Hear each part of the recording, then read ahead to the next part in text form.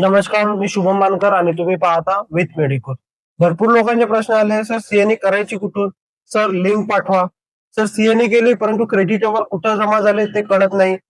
Sir प्रमाणपत्र मिळालं परंतु प्रमाणपत्रावर माझा रजिस्ट्रेशन नंबर आला नाही, मी कसं करायचं? तर चला बघूया. सर्वात आधी तुम्हाला MNCच्या वेबसाईटवर जायचं आहे. जसं तुम्ही महाराष्ट्र नर्सिंग काउन्सिलच्या वेबसाईटवर जात तसं तुम्हाला हा एक प्रोफॉर्मा ओपन होईल.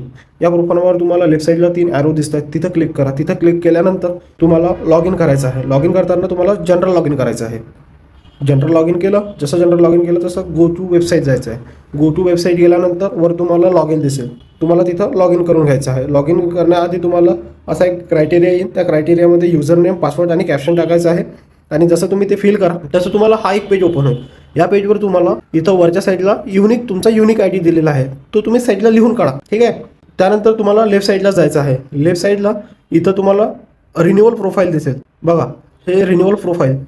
रिन्युअल प्रोफाईलमध्ये गेल्यानंतर तुम्हाला इथं दिसेल तुम्हाला तुमचे CNA अवर्स किती कंप्लीट झालेले आहे ते बघितल्यानंतर तुम्हाला व्ह्यू ॲप्लिकेशनवर जायचं आहे.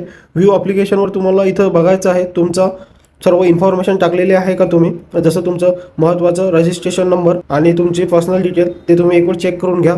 जर इथं तुमची बरोबर असेल तर तुमच्या सर्टिफिकेटवर तुम्हाला करेक्ट इन्फॉर्मेशन येईल. म्हणजे तुमचा जो प्रॉब्लेम होता की सर माझ्या सर्टिफिकेटवर रजिस्ट्रेशन नंबर येत नाही, तो तुमचा प्रॉब्लेम सॉल्ट आउट होईल. ते झाल्यानंतर तुम्हाला इथून लॉगआउट करायचं आहे. लॉगआउट केल्यानंतर पुन्हा महाराष्ट्र नर्सिंग काउन्सिलच्या वेबसाईट जायचं आहे आणि तिथं गेल्यानंतर 3 ॲरोवर क्लिक करायचं आहे. क्लिक केल्यानंतर CPDवर जायचं आहे. CPDवर गेल्यानंतर गो थ्रू वेबसाईट जायचं आहे.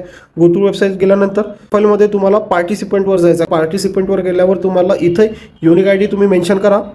युनिक ID टाका, पासवर्ड टाका, युजर नेम टाका.